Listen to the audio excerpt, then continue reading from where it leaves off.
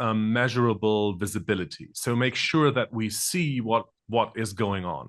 And that means usually that we increase the number of metrics and traces and logs that they gather so that we get real deep security related, but also media delivery related observability. That's the first part. Because if we want to increase and improve something, we have to measure it. So we usually start with just ramping up the log levels and then looking at everything we see. And we have very good mechanisms in place where we can consume huge amounts of log information, huge amounts of data, and pinpoint that and provide not only a huge amount of data, but rather contrast and see what's important and where are the attack vectors that are hidden in the huge amount of data.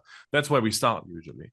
And the second part that we look into, and that is usually easy to start with, is to see which of the traffic is completely automated and which is more manual. And then we can discuss with the customer where his focus is, what we should support. So that first differentiation is usually helpful. And at the same time, the angle to the APIs, we see that we usually detect a lot of unmonitored APIs with these customers, but then we should usually we easily usually see which ones are the ones that are most important or are most prone to attacks, and then we focus on a handful to start with and not cover everything at the same time. That doesn't make sense. So just pick out a couple of high-risk APIs and focus on them.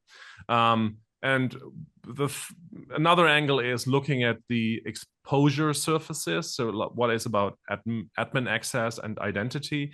That's also something where we can work, like a pen tester in a way, where we try to attack the system ourselves with the AI tools that an attacker would use, and then make sure that we find these holes in their systems before the attackers actually do this. So we can act in our role as a systems integrator, we can act as a security pen tester as well.